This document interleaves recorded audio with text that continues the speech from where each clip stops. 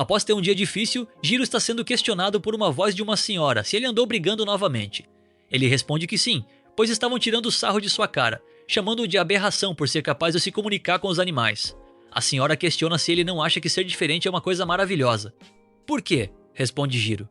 A voz era de Nashi, sua cachorra de estimação. Ela cita que ele é o único capaz de fazer isso. Ele não entende como isso pode ser bom. Nashi, por outro lado, diz que um dia ele vai entender, com toda certeza. Anos depois, já adolescente, ele está sendo confrontado por 3 delinquentes.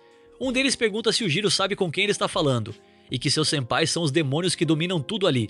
Jiro coça o nariz e diz que não liga, e pergunta se o rapaz vai ficar se gabando pelos feitos dos outros, chamando ele de gorila com cara de batata. O cara fica extremamente irritado chamando o Jiro de canalha, perguntando se ele acha que vai se safar dessa. No momento em que ele vai acertar um soco, Jiro só desaparece, deixando apenas sua jaqueta. Jiro até brinca falando que ele não está mais lá, e acerta um chute derrubando o marmanjo na água. Após isso, Jiro manda ele esfriar a cabeça na água e chama ele de idiota. Qual é a desse cara? Pergunta um segundo, questionando se o Jiro é um ninja. Jiro não perde tempo e começa a provocar, falando que eles têm vantagem em um 2 contra 1. Partindo pra cima chamando eles de medrosos. Com quem você acha que tá falando? Diz um dos delinquentes, que logo em seguida vai parar no rio também. Em seguida, os 3 aparecem molhados e correndo. Jiro chama eles de otários. É quando um gato agradece o Jiro por tê-lo ajudado. Ele explica que esses delinquentes não saíam dali ultimamente, mas agora ele pode relaxar um pouco. O gato questiona se para o Jiro tá tudo bem, já que os delinquentes vão passar a odiar mais ele. Jiro responde que não liga, já está acostumado. O corvo diz que o Jiro tem uma cara tão ruim que é difícil não fazer bullying com ele. Ele manda o pássaro calar a boca dizendo que vai fazer espetinho dele. Jiro fala que vai indo nessa e pede para eles não ficarem revirando lixo demais. Até mais, respondem os 2.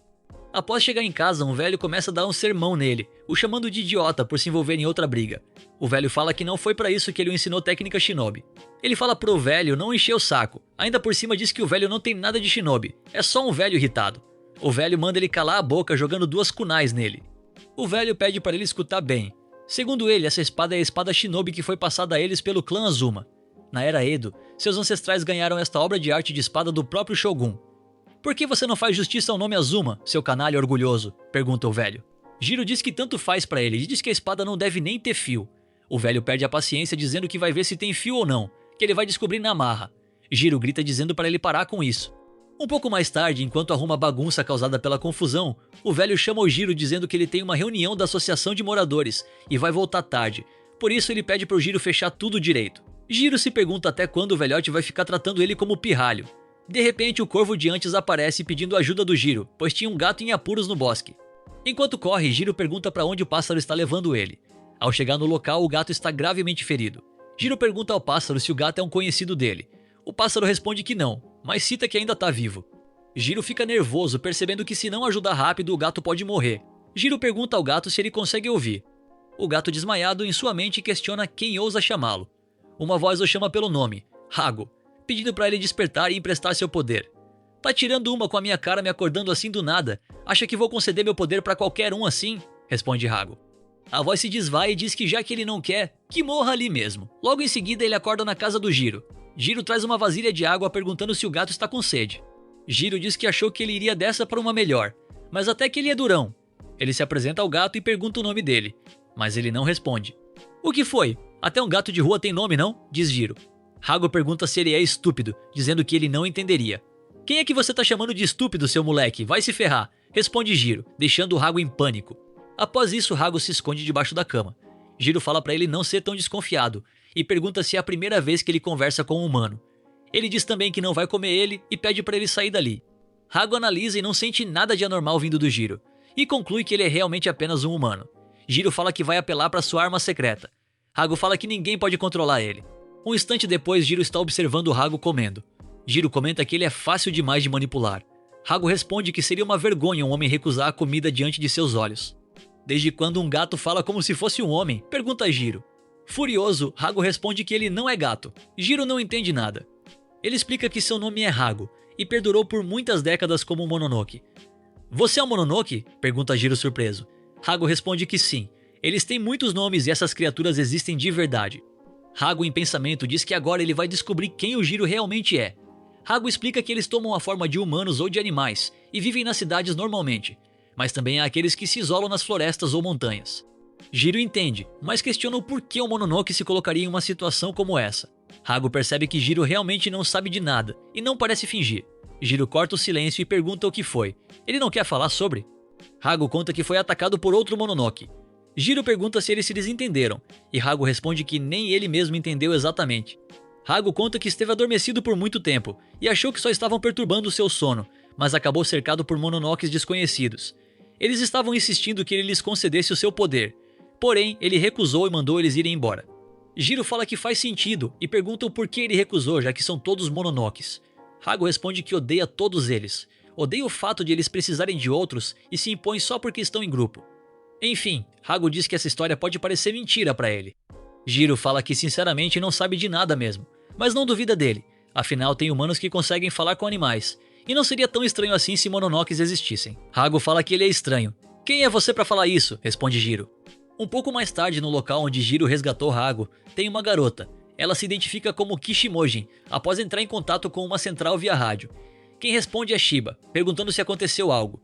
Ela reporta que encontrou rastros de sangue no ponto E16 do bosque, e não tem dúvidas de que é do Hago. Ela cita que tem uma energia espectral única no local, mas é interrompida ali mesmo, e cita também que talvez ele ainda esteja por perto.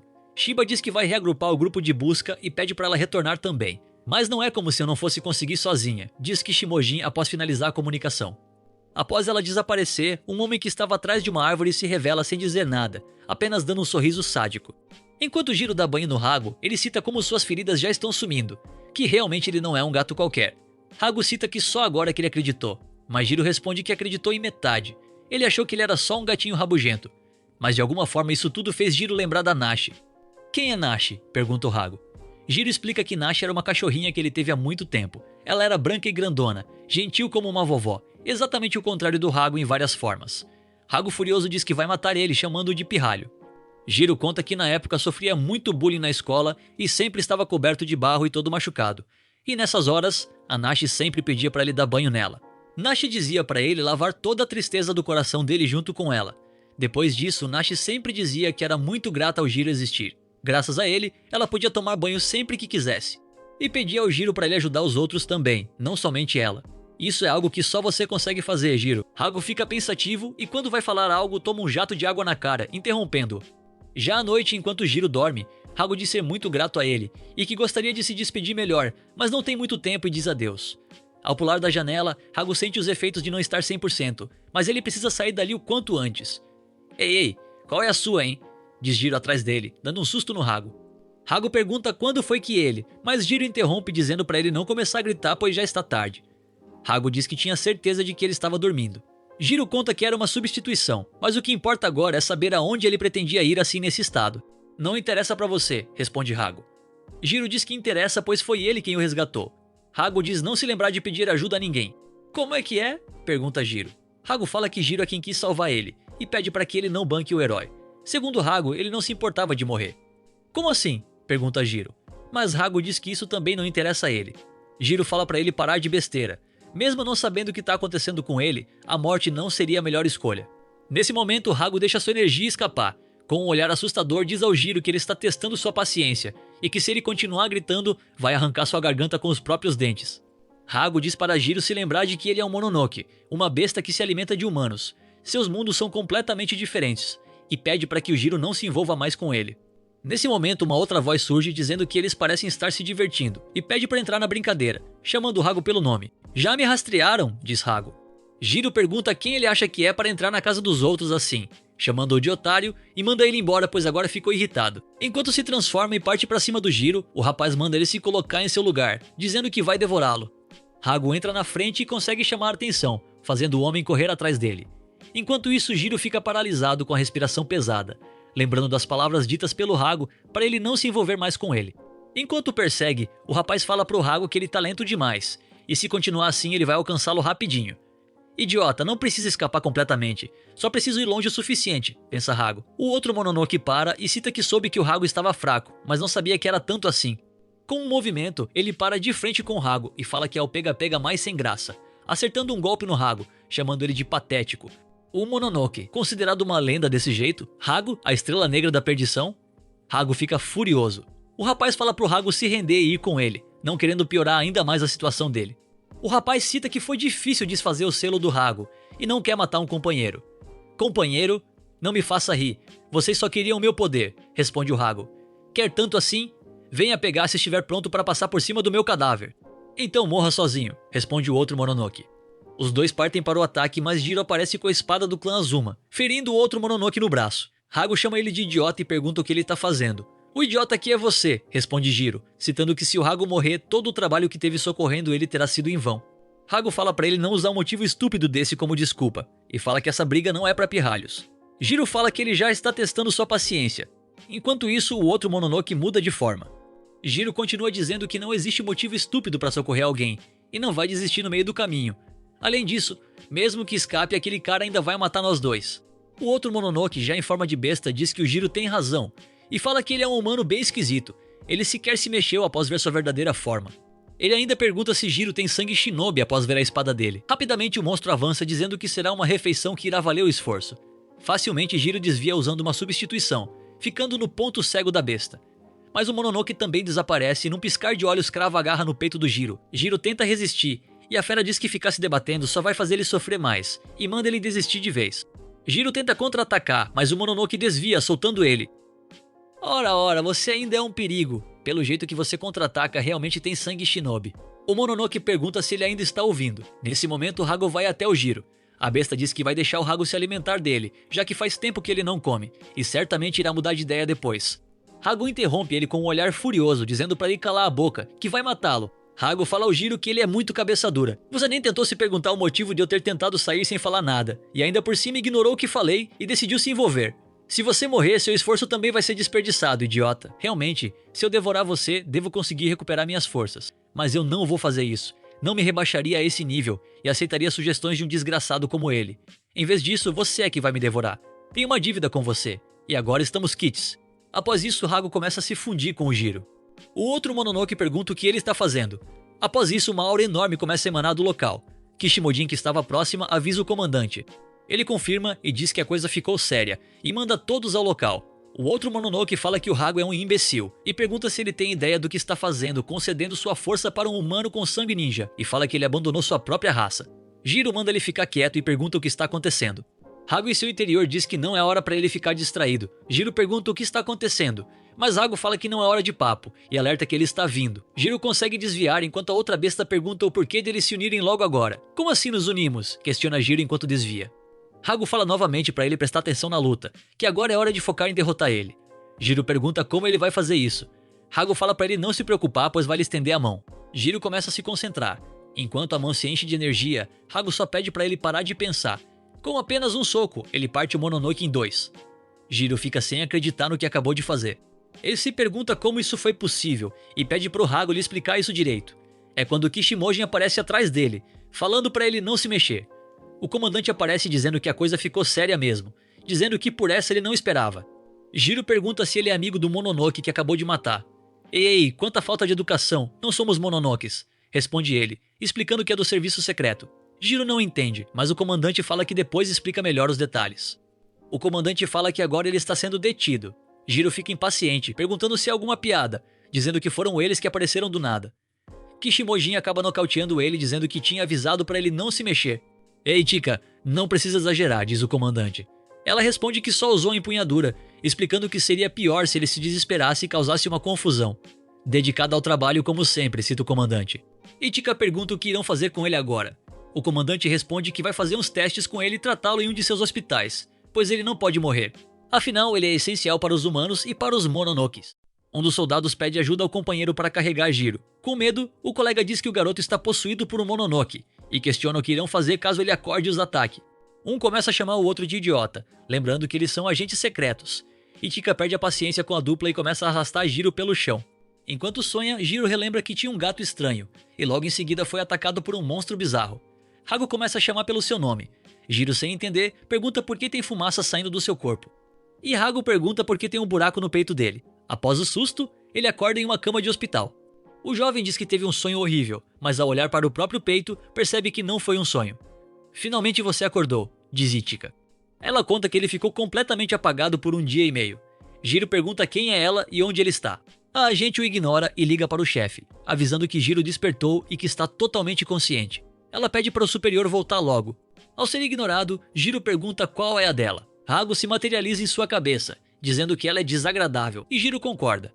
Ao perceber que está sendo encarada pelos dois, Ichika meio que fica sem reação. Enquanto volta para o quarto, o comandante Shiba consegue ouvir Jiro e Hago discutindo, e Ichika manda os dois falarem baixo, pois estão em um hospital. Ele avisa Jiro que por hora o rapaz parece estar bem, e em seguida pergunta a Hago como ele está. O gato chama o comandante de fedelho sem modos, e questiona se ele acha que pode dirigir a palavra a ele daquele jeito. Shiba deduz que Hago está desconfiado, porém não vê más intenções nele, e avalia que a situação não é tão ruim quanto imaginou. Ele pede desculpas, dizendo que deveria ter se apresentado antes. O oficial revela que seu nome é Ryosuke Shiba, e que a garota ao lado é sua subordinada, Ichika Kishimojin. Jiro interrompe dizendo que já sabe que eles são do serviço secreto, e pergunta se vão cumprir a promessa de se explicar melhor.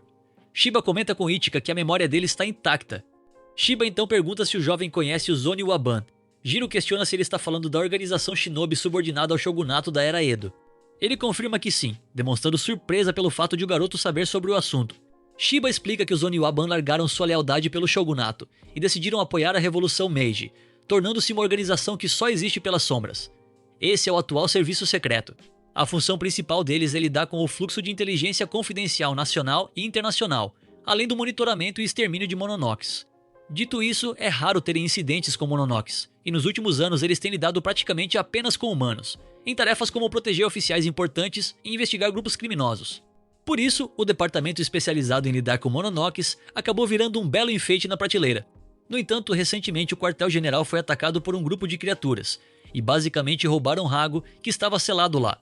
Em pensamento, Jiro relembra que Hago realmente falou algo sobre estar adormecido por muito tempo. Shiba afirma que agora é a vez dele fazer perguntas, e indaga o porquê de o garoto ter se envolvido nisso tudo. Como assim por quê? Pergunta ele. Após Jiro explicar toda a história, Ichika grita, chamando-o de imbecil por ter se intrometido sem saber de nada, e tudo isso apenas para socorrer o Mononoke. Ele retruca, mandando a garota ir se ferrar, pois não quer ouvir sermão de quem não estava lá para entender. Shiba fica sem saber o que escrever em seu relatório. Ichika pontua que o problema não é esse. O comandante declara que agora não importa mais. O fato é que Hago e Jiro estão conectados. Ele diz que a dupla já deve ter entendido o recado, mas vai repetir para deixar bem claro. Se não fizerem nada, os dois vão ficar nessa situação até morrer. Shiba complementa dizendo que ainda não sabem como desfazer essa fusão, mas há um caminho para buscar uma solução. Durante esse tempo, os dois precisarão ficar sob a proteção do serviço secreto, enquanto pesquisam mais sobre os Mononokes. Jiro protesta, questionando se essa decisão foi tomada do nada. Shiba o interrompe, avisando que o garoto não tem a opção de escolha. Ele informa que a polícia já tomou as providências para declarar Jiro como desaparecido. Para o azar do jovem, eles não são aliados da justiça. Por isso o serviço secreto não tem nenhuma obrigação de garantir os direitos dele. Ele enfatiza que Jiro já não é mais uma criança e deve assumir a responsabilidade por suas escolhas. Por fim, ele avisa que irão transferi-lo para outra instalação na manhã seguinte, e garante que, como o hospital é filiado ao serviço secreto e possui guardas do lado de fora, a dupla pode ficar tranquila. Ichika fica encarando o rapaz, e ele pergunta qual é o problema dela, mas ela simplesmente ignora. Enquanto conversa com Hago, Jiro questiona a presença dos guardas, avaliando que aquilo se parece mais com um sequestro, e mostra-se indignado por terem o registrado como desaparecido sem consultá-lo. Ao lembrar do avô, ele conclui que precisa voltar para casa. Eu avisei, não avisei? Que era melhor não se envolver comigo, cita Hago. Jiro pergunta se até ele vai lhe dar sermão. O gato responde que não faz questão, já que arrependendo-se ou não, não há mais volta. Hago lembra que Shiba afirmou ter a intenção de protegê-los, mas avalia que, pensando bem, foram eles próprios quem os selaram. Questiona então se Jiro acha mesmo que irão tratá-lo com dignidade. Logo ele, que se fundiu com o Mononoke. O felino adverte que ainda existem os outros Mononokes que os atacaram. Eles foram atrás do serviço secreto justamente para desfazer o selo, e por isso não irão desistir tão fácil assim. Hago deixa claro que, não importa o lado que escolham, eles não terão aliados, e serão vistos apenas como inimigos, dos quais ambos os lados tentarão tirar vantagem. Jiro enlouquece e começa a gritar. Hago pergunta se ele perdeu o juízo. Gritando feito maluco, Jiro desabafa que está cercado de gente interesseira, e por isso vai fazer o que bem entender. Sem paciência, o garoto avisa Hago que vai dar o fora dali. Mas para onde você vai fugir? Pergunta a criatura. Ele responde que não pretende fugir, vai apenas testar os próprios limites. Hago comenta que não faz ideia do que ele está planejando, e avisa que não vai emprestar o seu poder à toa. Jiro responde que já entendeu, e que tomará uma atitude por conta própria. Enquanto isso, um dos agentes boceja de sono, e logo em seguida leva um sermão para manter o foco. Após isso, Jiro começa a gritar no quarto. Quando os agentes abrem a porta, encontram dezenas de corvos lá dentro. Sorrindo, Jiro deseja a eles um bom trabalho. Sem perder tempo, o rapaz foge correndo e Hago comenta que os agentes são os incompetentes mesmo. Já de tarde, um pouco depois de escapar, Jiro agradece aos corvos pela ajuda. Um deles responde que não foi nada e que na verdade foi bem divertido. Jiro entrega um lanche como prometido e o corvo agradece. Hago pergunta o que ele vai fazer agora, ressaltando que os agentes em breve virão atrás deles.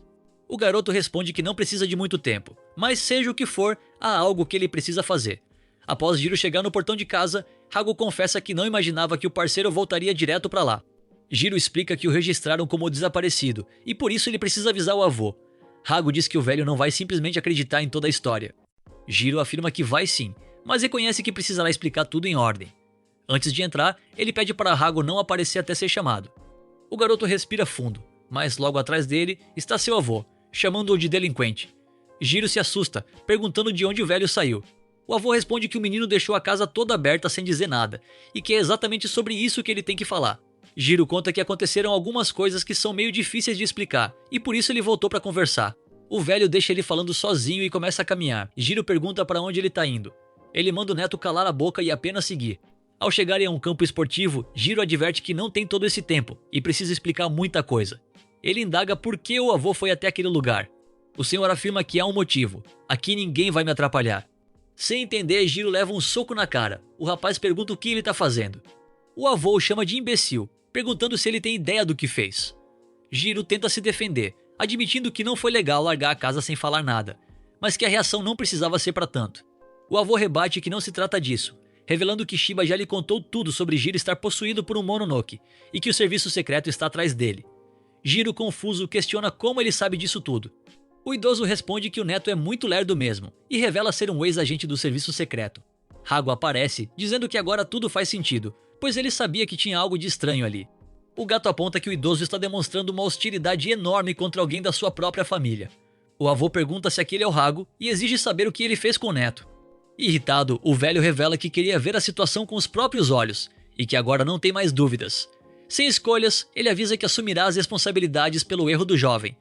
Ele entra em posição de combate e solta a seguinte frase: "Se for para o serviço secreto e o Mononoke usarem meu neto, eu terei que tomar a sua vida junto com a do Hago, Jiro, e depois a minha própria."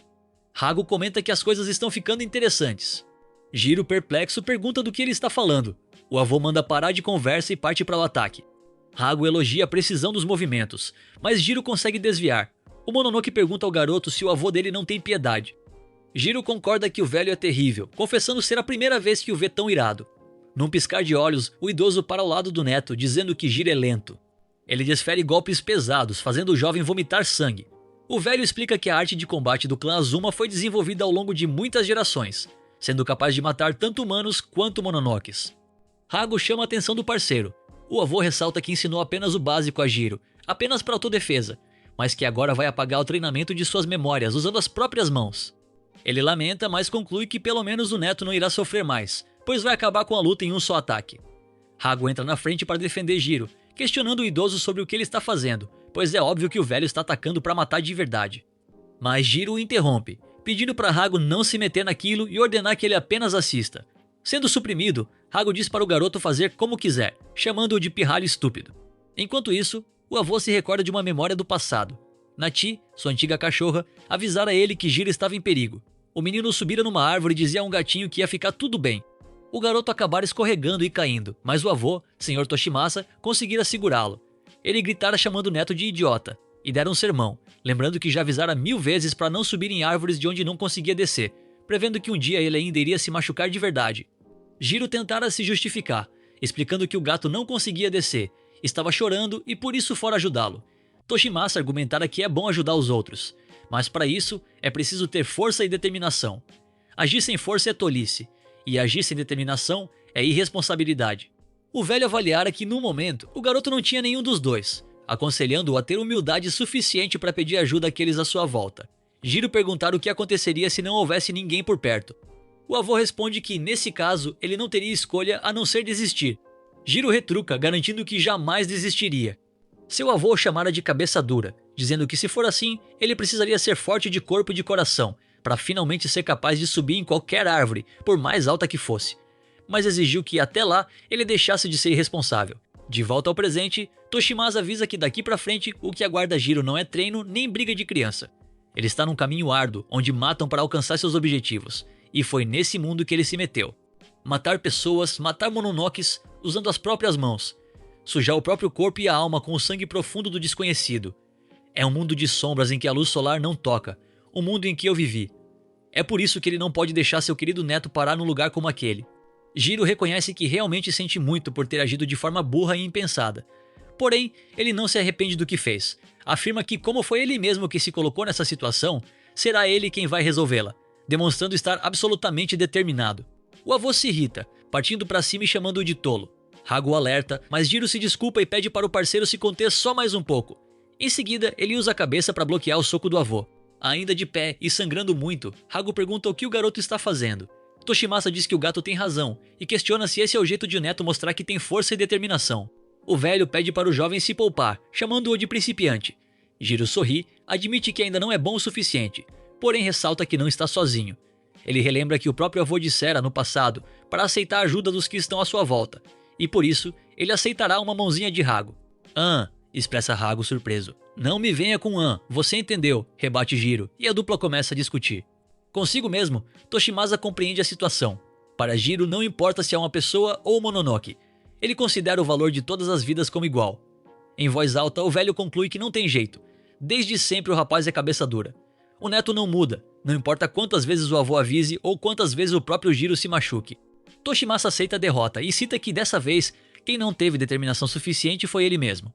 Já de noite, enquanto toma banho, Jiro pede desculpas a Hago por ter sido egoísta mais cedo e por tentar mandar nele.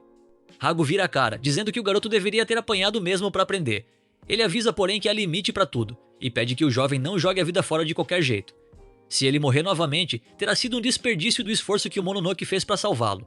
Portanto, sempre que precisar, o garoto poderá pegar emprestado a sua força.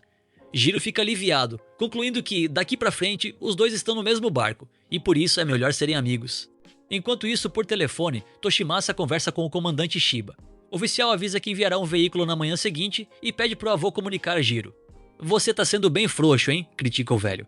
O comandante concorda, dizendo que age assim porque confia nele. Ele confessa que, pra ser sincero, quando soube que Jiro fugiu do hospital e foi pra casa, até ficou aliviado. Toshimasa indaga o que ele quer dizer com aquilo. Jiro, ao fundo, começa a gritar perguntando se o sabonete acabou. Shiba avalia que agora não há outro caminho. A partir desse momento, o neto ficará nas mãos do serviço secreto, e que Jiro vai precisar de muita garra e dedicação. O comandante se despede, alegando precisar organizar umas coisas, e desliga. Jiro continua gritando e pergunta se o velho ficou surdo. Toshimasa perde a paciência, ordenando que o rapaz espere. De manhã, enquanto organiza sua mala, Jiro fala que umas cuecas e poucas roupas já são suficientes. Hago pergunta se ele tem certeza, pois eles não fazem ideia do que os espera, e se as coisas não correrem bem, talvez ele nunca mais volte para casa. Jiro pergunta a Hago se ele está preocupado. Até parece, responde Hago. Jiro fala que está tudo bem, não há nada de errado em ter medo. Na hora de sair, Ichika o está aguardando. Jiro pergunta o que ela faz ali. Proteção e supervisão, responde ela, para que um certo alguém não fuja de novo. Ela explica que o caminhão de mudança está os esperando lá fora. Ela o apressa, dizendo que não quer perder tempo.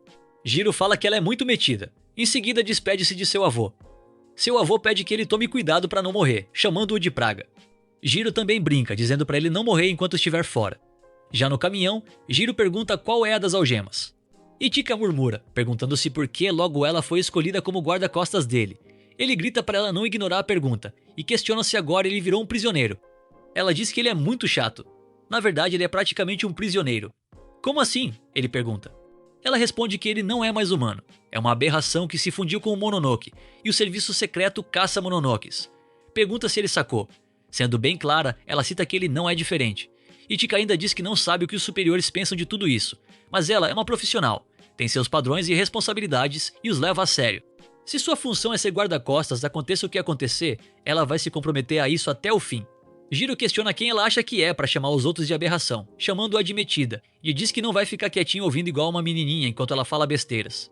Irritada, ela dá um soco no caminhão e cita que tem duas coisas que ela odeia: Mononokes e homens que desrespeitam as mulheres. Pergunta se ele entendeu, e fala também que a existência dele não significa nada para ela. Hago acorda reclamando que está uma barulheira, e diz que é por isso que ele odeia pirralhos. Jiro pergunta o que aconteceu com ele, já estava estranhando o seu silêncio. Ele responde que estava dormindo até eles o acordarem. Hago diz que ela é muito fraca e inexperiente como guarda-costas e pergunta se o serviço secreto está com falta de pessoal. Ichika diz para ele não dirigir a palavra a ela assim.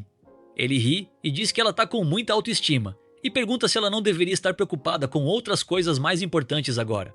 Como assim? Ela pergunta. Do lado de fora, um dos agentes nota que a névoa ficou mais espessa. O motorista diz que é por causa das montanhas e pede para ligar o farol, por precaução. Ao prestar atenção na estrada, ele vê algo parado. Ao olhar para o lado para avisar o colega, ele vê a cabeça dele na mão de outro rapaz, que diz oi e acaba batendo o caminhão. Jiro pergunta o que foi isso, e Ichika diz que há algo estranho e vai averiguar, mandando-o ficar dentro do caminhão. Ao perceber a neblina, ela cita que, sem dúvidas, é algo sobrenatural. Pergunta-se como não notou antes. Veja só, ela apareceu, diz o Mononoke desconhecido. Ele fala que não tem muito o que devorar e está decepcionado, pois os outros caras mal deram um saborzinho. Ele diz que não imaginava que a guarda-costas seria uma pirralha. Ela fica irritada, dizendo que todos só sabem chamá-la de menininha ou pirralha, e que ele passou dos limites. Em seguida, ela remove a camuflagem de seu traje. O Mononoke fala que agora as coisas estão ficando interessantes. Ele bate na cabeça do outro Mononoke e pergunta até quando ele vai ficar comendo. Ele fala que também vai entrar no clima de briga. Ficando em suas formas verdadeiras, ele fala que é hora da sobremesa. Ela começa a atirar. O Mononoke menor avança em seu ponto cego, mas ela consegue desviar. Após isso, ela é atingida, mas consegue defender e usa sua faca como apoio para desviar do segundo, desferindo diversos golpes nele. Após analisar, ela cita que o maior é lento e raciocina devagar, porém é resistente. Já o menor é quando ele aparece em suas costas e fala para ela prestar mais atenção. Em seguida, ele a arremessa no caminhão. Dentro dele, Jiro pergunta o que foi isso. Hago responde que é um Mononoke e explica que o sentiu enquanto Jiro discutia com Ichika. Jiro responde que ninguém estava discutindo, chamando-o de gato de merda. Hago conta que eles estão em uma barreira, uma névoa amaldiçoada. Ela cobre um espaço que se torna parte do plano oculto temporariamente e é isolado do mundo exterior. Plano oculto? Pergunta Jiro. Hago explica que é um mundo em parte afastado do plano em que eles vivem. É o plano dos Mononokes. Jiro fala que não entendeu direito, mas isso não parece ser nada bom e pede para Hago arrancar as algemas. Hago responde que não pode, pois não são algemas simples. Elas são feitas para reprimir energia sobrenatural e no seu estado atual ele não consegue removê-las. Jiro perde a paciência, falando que vai sair e fazê-la remover isso. Hago fala para ele desistir. O quê? Pergunta ele. Hago fala que ele deveria ter entendido quando o algemaram. O pessoal do serviço secreto e os Mononokes são iguais. Eles só querem conseguir o corpo dele. Ambos são meros objetos para os dois lados, e conclui que eles não precisam se envolver, deixando-os se matarem e se resolverem sozinhos. Jiro pergunta do que ele está falando, e fala que não entendeu a moral da história. Independente de ser do serviço secreto ou Mononoke, isso não importa agora, pois lá fora tem alguém lutando para protegê-lo. Numa hora dessas, você como um homem vai ficar quieto sem fazer nada. Enquanto isso, o Mononoke acaba acertando o caminhão, fazendo o Jiro voar para fora. Hago fala que ele tenta falar bonito, mas nunca acaba como esperado. O Mononoke fica animado ao ver Hago, e fala que precisam levar Jiro vivo também. Ele fala que é um saco, mas vai dar uma escolha ao Jiro. Ele tem 10 segundos para escolher se prefere ser levado vivo ou ser devorado agora. Ichika confirma que o alvo deles é Hago, e se pergunta como eles sabiam do transporte. Jiro pede para ela remover a algema, pois pode ajudá-la. Hago fala que não lembra de ter concordado com isso. Jiro o chama de canalha. Ichika fala que agora não é hora de brincadeira e não pediu ajuda de nenhum deles. Jiro a chama de idiota. O Mononoke fala que o tempo acabou e vai devorá-lo mesmo. Jiro, irritado, pede para ela andar logo, que se ela continuar sendo esquisita, todos irão morrer. Após isso, Ichika se lembra do passado, do dia em que ficou sabendo da morte de sua mãe. Ela era uma agente do serviço secreto, assim como seu pai. Ela foi morta por um Mononoke. Desde então, seu objetivo é seguir o legado de sua mãe e de seu clã, Kishimojin. Enquanto isso, Jiro pede para ela prestar atenção, e lembra que ela tinha dito algo sobre ser responsável e ter padrões. Ele pede para ela parar de pensar tanto nos meios e pergunta se ela não era profissional. Antes de o Mononoke atacar, ela consegue quebrar a algema e os dois conseguem facilmente desviar. Jiro, animado, chama Hago. Hago fala para ele acabar com a luta em um só golpe, e assim ele faz, com apenas um soco. O outro Mononoke fica distraído, criando a abertura perfeita para Ichika matá-lo, cortando-o aos pedaços. Após cair, Hago fala para Jiro que ele não tem jeito mesmo. Ichika diz que não pretende agradecer pela ajuda. Hago fala que ela é mesmo desagradável. Jiro responde que não quer a gratidão dela, e diz que um lutou para proteger o outro, e uma mão lava a outra. Ela fala que tem nome, e pela primeira vez se apresenta a ele, Ichika Kishimojin, e pede para parar de chamá-la de Ei e você.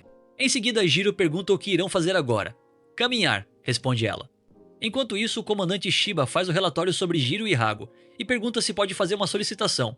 É quando aparecem 5 cabeças. O do meio diz que ele pode fazer. Como chefe da 2ª Divisão de Operações Especiais, ele cita que gostaria de empregar Jiro como um de seus agentes, e com isso, formar uma nova unidade. Um dos líderes pergunta se ele está falando sério em transformar alguém possuído por um Mononoke em um dos seus agentes. Shiba explica que, na situação atual, Hago não mostrou sinal algum de resistência, inclusive demonstra cooperar com Jiro, e como Hago é o alvo do inimigo, dá para usá-lo de isca. Um dos líderes cita que uma isca requer um anzol. Enquanto caminham, Jiro achou interessante ela ter se transformado para a luta, e pergunta se todos fazem isso. Ela responde que não é uma transformação, eles só usam ilusão de óptica para mudar de aparência, pois não dá para sair andando pela cidade com aquele traje. De volta a Shiba, um dos líderes cita que ficou sabendo que Jiro é de uma linhagem shinobi e pergunta se podem usá-lo. Shiba responde que ele tem mais potencial que seus agentes atuais, que só estão acostumados a lidar com humanos, e por isso ele pode ser polido com o trabalho até se tornar uma lâmina afiada. Shiba fala que podem deixá-lo encarregado do manuseio dessa lâmina pessoalmente. Ele também pretende começar uma nova e pequena unidade, com apenas 5 membros, incluindo ele, a vice-diretora Ozami e um recém-contratado. Eles serão a unidade especial de respostas a incidentes Mononokes, codinome Black Torch, e pergunta se eles não acharam interessante. Alguns dias depois, Jiro está escovando os dentes pela manhã, e cita que sua semana foi bizarra. É quando Shiba aparece, perguntando se ele já se acostumou com a vida nova. Jiro fala que ele não precisa ficar o vigiando de manhã assim, pois não vai fugir. Mas Shiba responde que ele já fugiu uma vez. Jiro responde que é uma bosta de vida. Já passou por diversos exames nos últimos dias e nem teve tempo de relaxar. O comandante fala pra ele não ficar de mau humor. Ele apenas precisa se certificar de que Jiro está bem, tanto pelo bem da organização quanto pelo bem dele.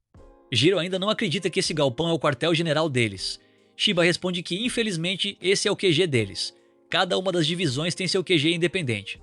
E todas as localizações são algum tipo de fachada. Escritório, fábrica, hospital, enfim. E que não estão tão mal assim, pois seria pior estarem enfurnados em um escritório. Pelo visto não está fácil para vocês também, cita Jiro. Vocês não, nós. E conta que agora Jiro faz parte da divisão. Ele pergunta se é aquela coisa de Black Torch. Shiba responde que é irado, né? Jiro fala que tanto faz, pois só está ali para resolver a bagunça que fez. E não é como se ele quisesse ser agente secreto ou pau-mandado de alguém, e vai lutar apenas por sua liberdade. Em pensamentos, Shiba diz que não dá para esperar que ele aceite de primeira assim, e vai deixar fluir naturalmente. É quando uma garota chega. Ela cumprimenta Shiba chamando de chefe. Ao ver Jiro, ela pergunta se esse é o hospedeiro de Hago. Jiro pergunta quem é ela. Shiba responde que ela é uma de suas poucas subordinadas, a vice-diretora do Departamento de Operações Especiais, Hana Usami.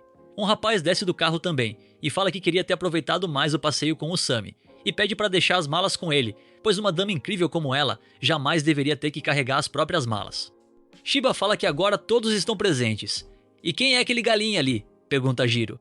Ele responde que é um amiguinho novo. Dentro do QG, Shiba explica que Reiji Kirihara é o mais novo contratado. Ele tem 17 anos, assim como Jiro e Ichika, e é o sucessor do renomado clã Kirihara de agentes secretos, e pede que eles se deem bem.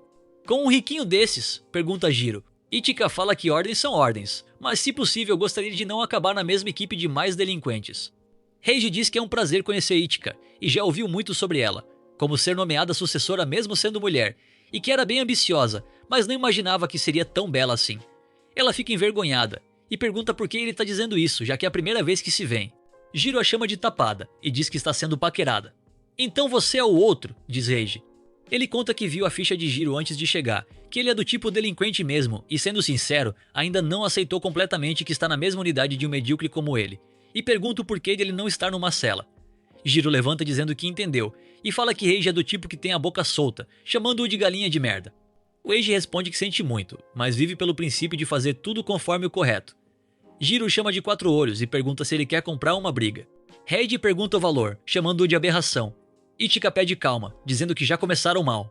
A vice-diretora Usami diz que isso não é nada bom e precisam fazer algo a respeito. Shiba fala que é perfeito. Ei, 4 olhos e aberração, aproveitem para brigar lá fora agora, diz o comandante, e pede para lutarem para valer. Enquanto se preparam para lutar, Usami pergunta o porquê de gravar. Shiba explica que isso faz parte do processo de formar a unidade. Os cabeças deram algumas novas diretrizes, e essa é uma delas. Uma demonstração das habilidades de Jiro Azuma. Como agentes, é uma chance de aprenderem a usar o poder de Hago, o que ainda não tiveram oportunidade, mas não vai servir de nada se não conseguirem controlar ele e a Jiro. Ichika pergunta se isso é um exame de admissão, e cita que o seu durou 1 mês. O comandante responde que cada situação tem suas circunstâncias. Usami diz que vai começar a gravar. Antes de começar a luta, Hago acorda chamando os dois de imprestáveis, falando que o acordaram logo após conseguir pegar no sono. Hago pergunta o que está acontecendo e quem é o pirralho que está encarando. Jiro responde que é só um galinha e pergunta ao Shiba por que só Reiji tem uma espada de madeira. Shiba explica que o clã Kirihara é uma linhagem anciã do serviço secreto de mestres espadachins. Na época dos Oniwaban, eles chegaram a ser instrutores oficiais do shogunato, juntamente dos Yagyu Shinked Ryu e dos Onoha Ito Ryu. Caso ele ache injusto, pode usar uma também. Mas Jiro responde que está de boa.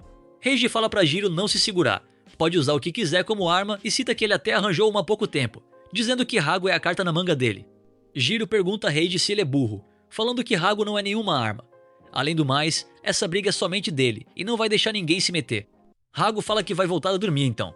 Reiji larga a espada e diz que isso é decepcionante. Jiro pergunta o que diabos ele tá fazendo.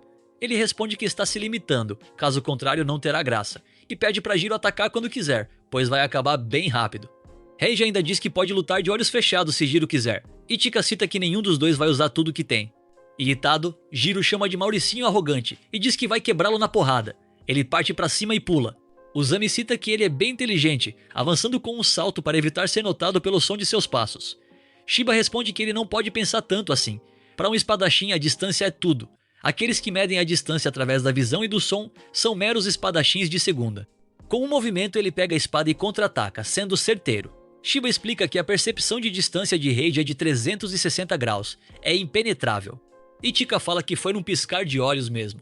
Uzami questiona se Jiro está bem. Reiji pergunta se Shiba está satisfeito, e diz que se golpear Jiro novamente desse jeito, ele vai acabar morrendo.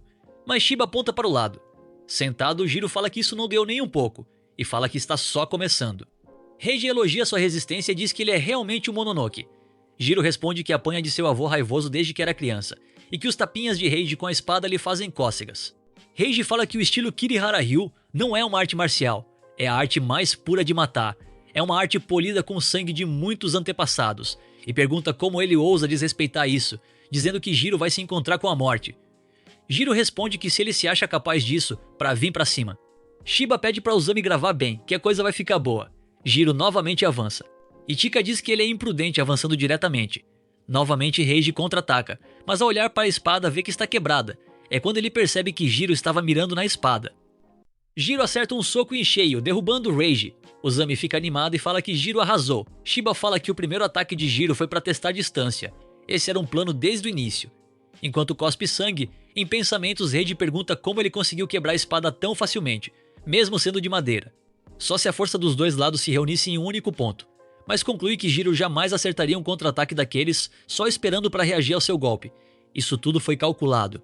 Jiro fala que agora está 1-1 no placar, mas no estado atual ele nem serve mais como oponente, perguntando se Reiji quer continuar. Reiji responde que ele é um imbecil, que só sabe fazer provocações infantis, mas também está só começando. Jiro fica animado e diz que agora sim. Os dois começam a trocar socos sem técnica nenhuma. E Chika pergunta se isso vale mesmo de algo para os supervisores. Ele responde que pelo menos vai dar para mostrar a resistência e a garra deles. Uzami fica encantada e diz que isso são homens se resolvendo com socos, e isso é incrível.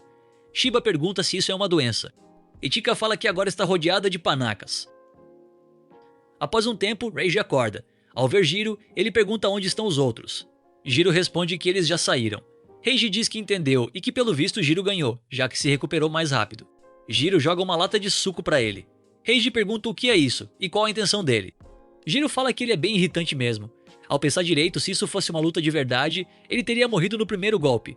Mas como a espada era de madeira, ele conseguiu dar o segundo golpe, e por isso ele deixa Reiji ficar com a vitória. Enquanto abre a lata, Reiji fala que ele é bem infantil mesmo. Ao abrir, suco voa em seu rosto. Jiro começa a rir, chamando-o de otário. Reiji arremessa a lata em sua cara e diz que não sabia que lata de lixo falava. Uzami pergunta se só essa gravação vai ser o suficiente. Shiba responde que só a gravação não seria suficiente para convencer os superiores, e por isso vai colocá-los em prática amanhã. Uzami pergunta se já tem uma missão preparada, e se não é cedo demais para os dois. Ele responde que não há nada melhor que a prática, mas ela fala que não receberam nenhuma missão.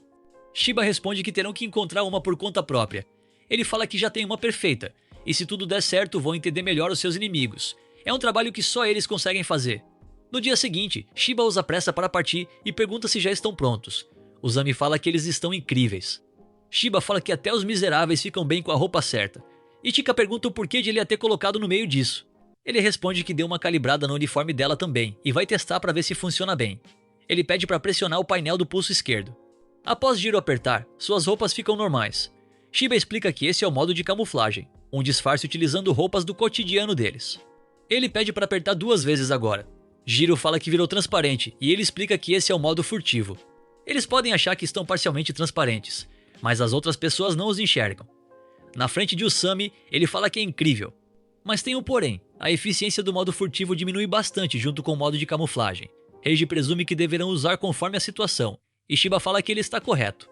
Ele conta que tem mais uns detalhes, mas eles irão se acostumar com o tempo. Shiba fala que eles precisam ir para o local do trabalho e pede para Usami cuidar da casa. Shiba fala que essa missão ficará marcada na história como a primeira da Black Torch. Ao chegar ao local, Shiba fala para Jiro não ficar viajando, ou ficará para trás. Enquanto oram, Jiro pergunta que tipo de missão é essa. Shiba responde que primeiro eles devem receber uma bênção para dar boa sorte. Ichika pergunta se isso é sério, se só por isso vieram aqui. Reiji interrompe, pergunta a Shiba se esse local é uma das instalações do serviço secreto. Shiba fala que a percepção dele é realmente muito boa e cita que irão para o escritório do santuário. No meio do caminho, Jiro fica observando um rapaz no banco, mas segue adiante. Enquanto Shiba discute com um homem, Jiro pergunta se ele é conhecido.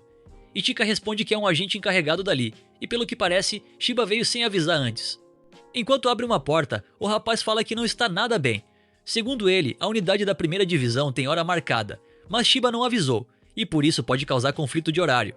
Shiba responde que não vai demorar. Jiro pergunta do que o rapaz está falando. Ichika responde que é da primeira divisão do serviço secreto. Ela explica que o serviço secreto é organizado em diversas divisões, cada uma com seus chefes encarregados. Dentre as divisões internas, a primeira divisão é a com maior pessoal e autoridade. Jiro pergunta se eles são iguais aos caras da primeira divisão de investigação da polícia de Tóquio. Ela responde que não é bem assim. Reiji fala que eles são o completo oposto da divisão deles, que é escanteada. Após abrir a porta, o rapaz fala que Shiba tem apenas 15 minutos.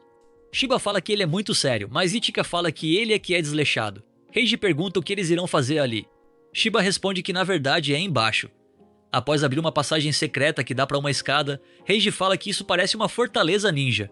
Shiba pede para eles tomarem cuidado e em breve irão chegar ao local de trabalho. Shiba pergunta a Hago se ele tá bem. Hago surge perguntando o que ele quer e se está zombando dele. Ele responde que não, e por enquanto não quer nada. Ao chegar a uma porta trancada, Shiba explica que atrás dessa porta está o mausoléu do 7º selo extraordinário, e foi ali que os problemas deles começaram, o lugar onde Hago estava selado. Aquela pedra é o receptáculo onde ele foi selado, a Pedra do Extermínio. É um minério raro com a habilidade de reprimir energia sobrenatural. Existem outras, mas essa deve ser a maior de todas. Após isso, ele fala que a missão acaba de iniciar, pede para Ichika ir com ele ao escritório do santuário para investigarem, e Jiro e Reiji para fazerem perguntas a Hago sobre os detalhes do dia do ocorrido. Reiji responde que não, que quer ficar com Ichika e pede para trocar de lugar. Ele responde que não. Já na parte de fora, Ichika pergunta a Shiba se está tudo bem deixar isso nas mãos daqueles dois. Quem sabe eles funcionem melhor juntos sem a gente por perto, responde Shiba. De volta ao mausoléu, Hago fala que é uma paisagem abominável. Jiro pergunta o porquê de ele ter sido selado. Sei lá, responde Hago. Jiro pergunta se tem algum motivo para ele não falar, mas Hago responde que não se lembra do motivo de ter sido selado, nem do que estava fazendo antes. Jiro pergunta se ele tá de brincadeira, tirando eles pra trouxas. Hago, nervoso, fala que é verdade. E do que adiantaria mentir? Reiji diz que sim, é possível sim que seja um caso de perda de memória, e cita que já viu o Mononoke perder sua consciência e memórias há muito tempo. Ele explica que selar um Mononoke nada mais é do que forçá-lo a possuir um determinado objeto.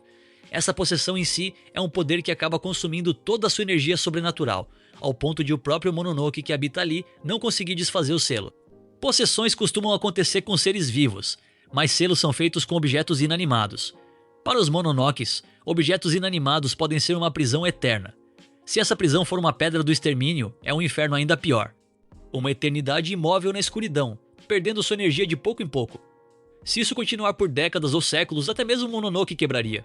Ele não sabe por quanto tempo Hago ficou selado, mas se ele só tem perda de memória, não deve ter sido por tanto tempo. Enfim, não há motivos para focar tanto no passado. Reiji pergunta a Hago quem estava no local e o que aconteceu no dia em que ele foi liberado. Enquanto isso, no escritório, um agente de segurança mostra que as câmeras ficaram com defeito no dia do ocorrido. Depois de 10 minutos, elas voltaram ao normal. No dia não havia nenhum problema elétrico, então só pode ter sido alguma interferência mesmo. Shiba pergunta sobre as pessoas que estavam na hora. Ele responde que só havia 2 pessoas no turno da noite. Quando ouviram barulho e foram atrás, já estava tudo vazio. No fim, eles acabam não descobrindo nada de importante. Em pensamentos, Shiba cita que não receberam nenhuma informação além do relatório anterior e se sente estranho visitando este santuário pessoalmente. Ichika pergunta se tá tudo bem. Sei lá, responde ele distraído. Em seguida fala que precisam se reunir com os outros. Enquanto isso, Hago fala a Reiji que primeiro sentiu um toque frio como de uma rocha, e então um ar podre e pesado. Por fim, enxergou uma luz fraca e sentiu diversas energias sobrenaturais fortes. Assim que abriu um pouco os olhos, lá estavam eles.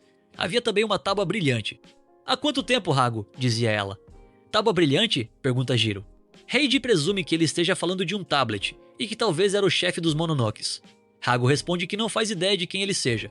O rapaz no tablet dizia que o mundo mudou muito. Estiveram procurando uma saída, mas já haviam chegado aos seus limites. Por isso, eles pediram a Hago a bênção de seu poder, para reivindicar juntos as suas dignidades como Mononokes, e mostrar seus poderes aos humanos ignorantes e também ao serviço secreto. Hago conta que após recusar o pedido dele, ele sumiu de repente, e foi nesse instante que aproveitou a brecha e escapou. Reiji pergunta como ele conseguiu escapar numa situação dessas. Hago responde que eles eram ignorantes como Reiji, e subestimaram a sua real força. Jiro diz que no fim não conseguiram descobrir nada de novo. Reiji responde que na verdade aprenderam 3 coisas importantes. Número 1, de alguma forma eles são capazes de desfazer selos. Número 2, tem o homem participando remotamente. Desde antes de Hago ser selado, eles se conheciam.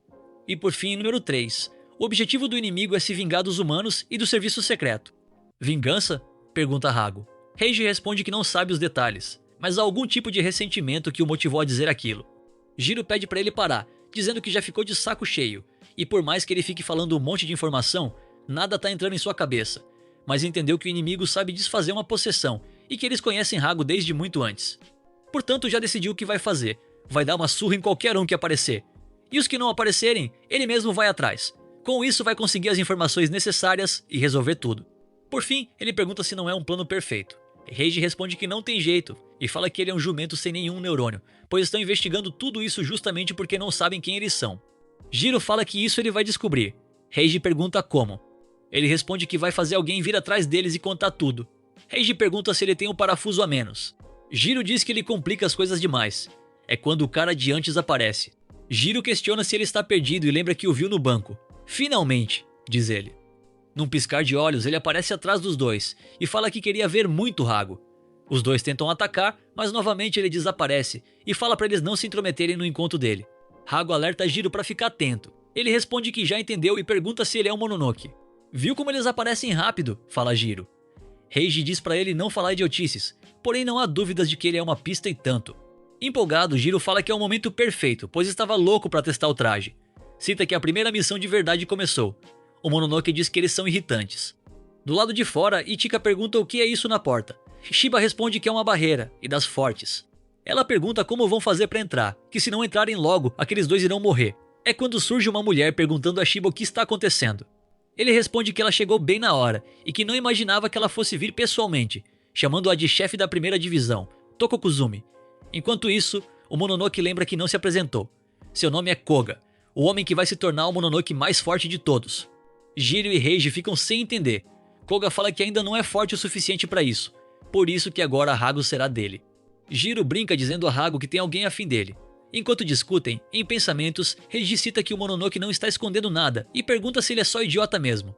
Reiji o chama e pergunta o porquê de ele precisar tanto de Hago. Ele diz que os humanos são burros mesmo e responde que Hago é forte. O Mononoke explica que eles são diferentes dos humanos. Não morrem de velhice, são quase imortais. Porém, se os fatiarem, é óbvio que morrem. E se não comerem, perdem energia sobrenatural. Mas Hago é diferente. Bebendo, comendo ou não, ele sempre vai ter energia sobrenatural. Se tivesse poder, aí sim seriam completamente imortais. Sem nada para ficar em seu caminho, ele estaria acima de todos. Jiro avisa que vai atacar. Reiji pede para esperar e conseguir informações dos outros, mas ele é surpreendido com Koga aparecendo em sua frente e acertando-o com um chute. Ele diz que Reiji não serve de nada e acerta outro chute, fazendo-o voar. Jiro vai falar algo, mas também é pego e arremessado no chão. Koga fala que ele também está em seu caminho e que é só um receptáculo, mandando-o ficar dormindo. Hago chama a atenção de Jiro. Koga pergunta a Hago o que foi. Fala que finalmente podem conversar a sós. Ele pega Hago no colo e diz que ele será seu, afirmando que vai removê-lo de Jiro. E aí poderão ser invencíveis e imortais, os reis dos Mononokes. Hago fala que isso tudo é uma piada e diz que jamais seria o brinquedo de alguém, chamando de pirralho desprezível. Rei dos Mononokes acha que eu dou a mínima pra isso? E fala que, se ele quer tanto assim, pra ele se tornar sozinho. Koga começa a chorar e questiona o porquê de Hago ter dito isso, se ele não entende. No chão, Jiro segura seu pé e fala pra ele parar de gritar, e pergunta se ele vai ficar dando chilique. Em seguida, ele diz a Reiji pra mandar ver. Reiji responde que não precisava falar em voz alta, pois já era seu plano. Ele usa a técnica Kirihara Ryu, Karazuki, fazendo Koga recuar com o braço sangrando. Jiro pergunta o que foi isso. Ele explica que é como o Yokai Kamaitachi, um corte invisível, ainda mais letal. Reiji deixa claro que sua intenção era cortá-lo ao meio, mas ele é forte. Cita também que, eventualmente, o chefe e os outros irão notar que há algo acontecendo, mas até lá, serão apenas os 3. Koga começa a gritar, mandando eles calarem a boca e diz que é por isso que odeia os humanos. Mesmo sendo inúteis, acham que prestam pra algo só porque são mais numerosos. Se acham melhores do que são e agem como se fossem os donos do mundo. Furioso, ele fala que a brincadeira acabou, vai matar Reiji de forma rápida primeiro, mas Jiro, ele não vai matá-lo, vai dar a ele uma morte lenta e dolorosa. Ele usa seu sangue para criar uma arma e diz que agora vai ver quem é melhor entre humano e Mononoke. Do lado de fora, Toko pergunta a Tokieda, seu auxiliar, o que ele acha da barreira. Ele responde que apesar de ser amadora, é uma barreira bem forte e vai demorar um pouco para desfazê-la. Preocupada, Ichika pergunta se pode ajudar de alguma forma, pois eles devem estar correndo perigo agora, e ela está apenas esperando. Ele entende e diz que ela pode ir colocando as estacas no lugar que indicar. Shiba fala a Toko que ainda bem que tem Tokieda para ajudar, e aposta com ela que ele consegue abrir em 5 minutos. Ela o agarra pela gravata, chamando-o de canalha, e pergunta se isso tudo foi planejado para usar a Unidade 1 como seguranças dele, já que ele sabia que eles viriam desde o início. Ele responde que é tudo pelo bem de seus queridos subordinados, já que é a primeira missão deles. Ela pergunta se ele não acha que está sendo desleixado demais com seus queridos subordinados. Shiba responde que confia neles, assim como confia nela. Ela diz que isso não vai ficar impune de jeito nenhum, e ele responde que não vai reclamar se for punido. Dentro da barreira, Koga parte para cima, mas ambos conseguem desviar. Koga foca em Reiji e um ataque ele quebra sua espada, novamente acerta um golpe nele. Enquanto isso, Jiro aproveita a abertura para atacar pelas costas, mas Koga consegue defender e pergunta o que é isso, se esse é o máximo que ele tem, pedindo para ele usar todo o poder de Hago. Após acertar um soco na cara de Jiro, Koga diz a Hago que sente muito, pois ele fica ocupado dando seu poder para um humano escroto, e cita que vai libertá-lo dele já já. Jiro manda ele ficar quieto, chamando de surtado mimado, que só sabe falar em usar ou não e sei lá o que mais. Pergunta quem ele acha que é para tratar os outros como objetos assim. Não importa se é humano ou Mononoke, ele não pode ficar rotulando os outros assim. No fim, ele pergunta a Hago se não tem razão. Sorrindo, Hago responde que Jiro é um pirralho querendo se achar o espertão, mas realmente não está errado, e diz que também não suporta Koga. Enquanto canaliza o ataque, Hago pede para ele acabar com um só golpe. Após o golpe, Reiji fala que o poder deles é incrível. Ofegante, Jiro pergunta se deu certo, mas Koga começa a rir. De pé, ele diz que era isso que queria ver, e diz a Hago que também quer esse poder. É quando um barulho enorme ecoa. Koga percebe que quebraram sua barreira e diz que se chegarem reforços, a situação vai piorar. E larga sua espada, abrindo um portal e diz que tá indo nessa. Jiro pergunta se ele vai mesmo fugir. Ele responde que não está fugindo, só tá indo embora. Jiro fala que é a mesma coisa, mas Koga diz pra ele não ficar se achando que ainda vai matá-lo. E cita que se o matasse agora, não poderia pegar Hago pra ele. Por isso, da próxima vez ele vai tirar suas pernas, braços, língua e olhos. E aí vai levá-lo. Koga afirma que não importa como, mas Hago ainda será seu, e pergunta o nome de Jiro. Jiro diz que ele mesmo estragou a própria ameaça e se apresenta como Jiro Azuma. Ao ouvir o sobrenome Azuma, ele começa a rir, dizendo que é o Azuma do serviço secreto e que agora faz sentido. Jiro pergunta do que ele está rindo. Koga se questiona se Jiro é o pirralho daquele cara. Jiro não entende, mas Koga diz que tanto faz e vai embora. Em seguida, Ichika chega correndo. Após o fim da missão, Tokieda diz que precisam fazer o relatório aos superiores. Shiba diz que entendeu, e diz a Toko para deixar o resto com ele. Ela responde que, devido ao desleixo dele, tem 2 agentes feridos, sem contar os danos materiais. Ele fala que aceita qualquer crítica ou punição que ela queira dar, mas pergunta se ela não poderia reconhecer um pouco o esforço deles, que os 2 sozinhos conseguiram segurar um Mononoke capaz de fazer uma barreira daquele nível. Toko diz que não há nada a ser reconhecido, pois não tiveram resultados. Dura como sempre, diz Shiba antes de ela partir. Em seguida, ele fala que os 2 passaram na prova por pouco. Shiba pergunta a Reiji o quão ferido ele está. Ele responde que está bem, mas se não fosse pelo uniforme do serviço secreto, estaria morto. Shiba diz para ele não ficar imaginando essas coisas. Em pensamentos, ele diz que não há imaginação. Foi inútil de verdade, fraco e precisa ser mais forte. Enquanto isso, Ichika lamenta o fato de ter sido inútil também. Se pelo menos fosse capaz de desfazer barreiras. Ela sabe que não adianta ficar pensando nessas coisas, mas mesmo assim dói. Jiro só consegue pensar na pergunta de Koga, sobre ele ser filho de um certo alguém, e pergunta se ele estava falando do seu pai. Jiro cita que sempre considerou seu avô como pai, e Nachi sua mãe. Essa é a sua família, porém nunca se questionou antes sobre seu pai e sua mãe biológica. Ele perde a paciência e começa a gritar, e diz que já não sabe de mais nada, porém quer seguir em frente. Com o quê? Pergunta Shiba. Ele responde que vai seguir em frente como agente, com esse negócio de Black Torch e sei lá o quê. Rigi pergunta do que ele tá falando, e Chika pergunta se já não tinha resolvido isso antes. Jiro pede para não encherem seu saco, pois é uma questão de sentimento. Shiba diz que sentimento é realmente importante, eles são colegas de trabalho. Se acontecer algo, precisam trabalhar juntos e caminhar na mesma direção. Mas isso não significa que todos precisam pensar exatamente igual. Pensamentos diferentes, sentimentos diferentes, e pede para eles abraçarem essas diferenças. Isso aí será a raiz da força de cada um deles. O resto podem deixar com ele. É normal duvidar de si ou hesitar. O importante é seguir em frente. Eles ainda são crianças e é um direito deles. Um tempo depois, após o relatório, Shiba fala que os superiores descascaram eles e, por enquanto, irão ter que seguir as novas instruções que receberam hoje. Jiro responde que por ele tanto faz, mas questiona se irão ter reunião do lado de fora. Shiba responde que esse é o local de trabalho deles. As ordens são que eles precisam de um treinamento. Por causa disso, as coisas irão avançar para o próximo estágio. Mas ele é interrompido por uma garota dando risadas no telhado do galpão. Ela fala que os patinhos estão enfileirados e pula, mas acaba caindo de cara no chão. Ela pergunta se a estavam esperando. Jiro pergunta quem é ela. Shiba explica que seu nome é Fuyo, e como já devem ter reparado, ela é uma Mononoke. Ele já havia contado antes que o serviço secreto é responsável por monitorar e eliminar Mononokes, mas, quando lidam com Mononokes particularmente fortes, empregam outros Mononokes. Nesses casos, o serviço secreto coopera com eles. Em pensamentos, Jiro fala que não dá para levar isso a sério. Fuyo diz que isso não significa que está se rendendo aos humanos. Isso nada mais é do que uma cooperação mútua. Ao ver Hago, ela diz que ele é mais bonitinho do que imaginou. Ele responde que não liga para a opinião de uma fedelha. Ela pergunta qual é a dele, e ele retruca perguntando o que ela quer. Enquanto discutem, Ichika pede para iniciar o treino logo. Após ficarem prontos, Shiba explica que eles irão receber um treino de resposta a técnicas sobrenaturais. Técnicas sobrenaturais? Pergunta Jiro. Ele explica que dentre os Mononokes, há aqueles que conseguem usar técnicas sobrenaturais como hipnose, alucinações, dentre outros. Por isso é melhor eles treinarem para quando se depararem com isso, e para isso estão contando com a ajuda da Fuyo. Ela diz para eles serem gratos. Shiba fala que ela já pode começar. Ela pergunta se eles estão prontos e usa a técnica Flora, Lotus da Insanidade. Shiba fala que é um treinamento simples. Eles devem quebrar o efeito sobrenatural e escapar. Após iniciar, Uzami pergunta se tá tudo bem, já que ele não explicou direito. Ele responde que prefere que seja o mais próximo possível de uma luta real, assim dá mais resultado. Dentro da ilusão, Reiji fala que já entendeu. Ela os prendeu dentro de barreiras. Após ver uma entrada, ele perde a linha de raciocínio, percebendo que o local é familiar. Uma pessoa começa a caminhar em sua direção. Reiji diz que isso não é possível, dizendo que é seu irmão e também tem a espada.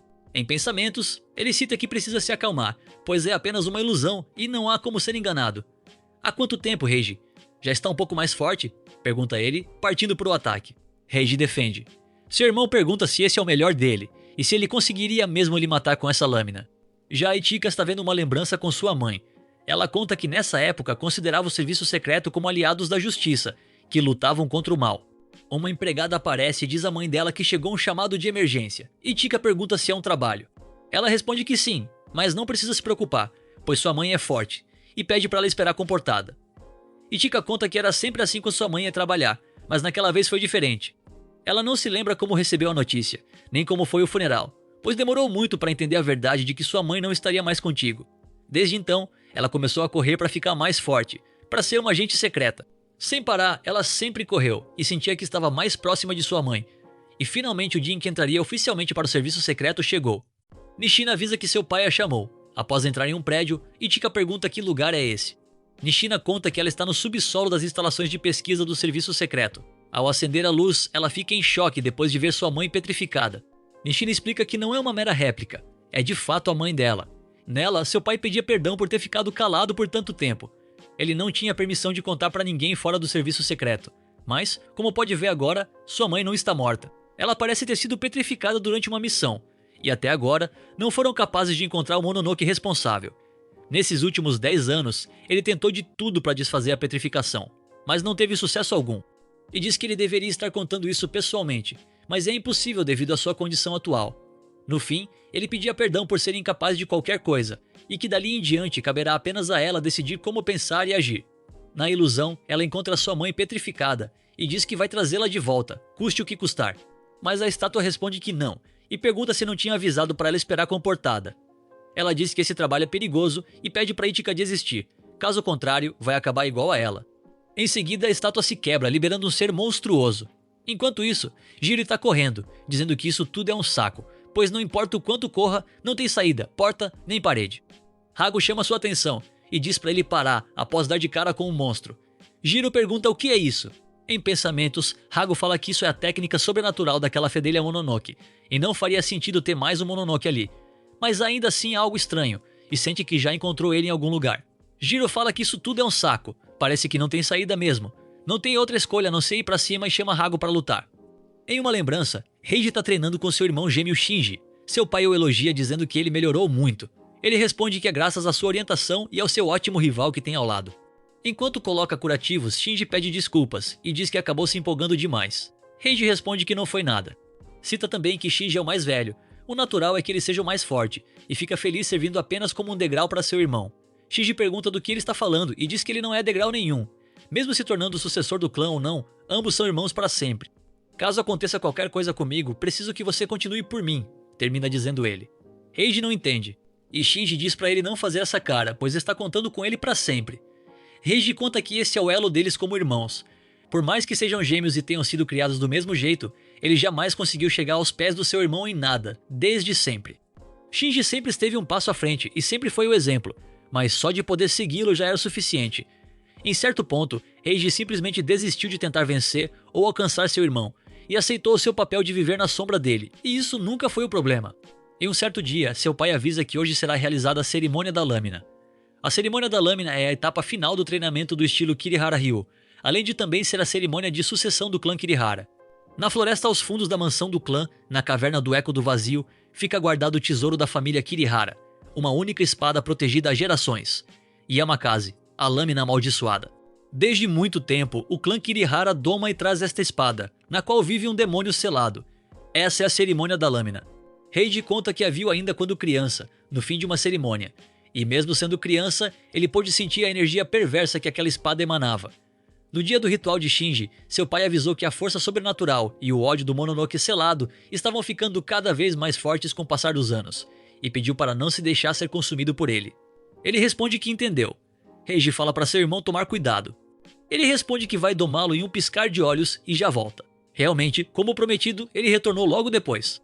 Porém, ele não foi capaz de domar a lâmina e foi tomado por ela. Diferente de antes, Reiji matou todos do seu clã que estavam no local, inclusive seu pai. Ao vê-lo, Reiji diz que ele foi consumido pela Yamakaze. Shinji fala que o pai tinha razão e que Reiji não é páreo para ele agora. Em lágrimas, Shinji fala para Reiji se tornar mais forte e só depois tentar matá-lo. Reiji pergunta do que ele está falando, mas ele não responde e parte, deixando Reiji questionando o porquê de apenas ele ter sido poupado. Enquanto luta com a ilusão, seu irmão diz que ele ainda não está pronto e não consegue o derrotar. Em pensamentos, Reiji diz que essa imagem de seu irmão na sua frente não passa de uma ilusão. Por mais que lutem ali, não há como descobrir mais nada sobre seu irmão, e por isso vai descobrir através de sua própria força, de verdade. Além disso, Reiji lembra da promessa que fez com seu irmão, de continuar seguindo em frente. Após o ataque simultâneo, Reiji fala que é a primeira vez que fica preso em uma ilusão. Até que é uma boa. Graças a ela, ele sente que acordou de verdade. Enquanto isso, Ichika está lutando. Sem muita dificuldade, ela desvia dos ataques e com um golpe ela derrota a sua ilusão. Ela pede desculpas, dizendo que não é mais criança e que uma ilusão dessa jamais acabaria com ela. Após sair da ilusão, Shiba diz que os dois finalizaram dentro de 10 minutos. Reiji pergunta se ela está bem e ela responde que sim. Shiba cita que agora falta apenas Jiro. Uzami fica preocupada com ele, dizendo que tem a impressão de que pode ser uma fraqueza dele. Shiba explica que o caso dele é diferente. A Lotus da Insanidade revive traumas, feridas e inseguranças do alvo, mas eles são duas almas fundidas. Ele se pergunta que tipo de alucinação eles estão vendo. Enquanto corre do Mononoke gigante, Jiro mal consegue se defender. Cita que ele é enorme e muito rápido e pergunta o que ele é. O Mononoke responde que, já que ele deseja saber, vai lhe mostrar quem é. Uma massa escura começa a persegui-lo, e Jiro acaba sendo consumido por ela. Do lado de fora, Fuyu não entende o que está acontecendo. Sua Lotus fica escura e ela cita que perdeu o controle da ilusão. Shiba pergunta a causa. Ela responde que não sabe exatamente, mas pode ser por causa de Hago, e não é nada bom. Como assim? Questiona Itika. Fuyo explica que a Lotus da Insanidade acessa as memórias do alvo e as usa para derrotá-lo. E já que ela não consegue mais controlar a alucinação, eles irão ter que dar um jeito de superá-la sozinhos, e podem acabar até sendo mortos. Já em outro local, Jiro pergunta o que está rolando. Hago pede para ele ver uma coisa e diz que é sem dúvidas a pedra de extermínio onde ele estava aprisionado. Jiro pergunta o que ela está fazendo ali. É quando ele escuta um jovem batendo palma. O garoto está agradecendo alguém pela bênção.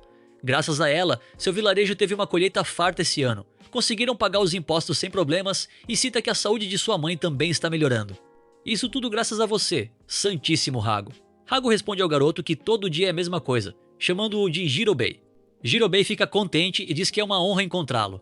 Hago diz para Jirobei parar de se curvar, pois ele não faz nada. A colheita só foi boa por causa do tempo, e a doença da mãe dele também não era nada muito sério.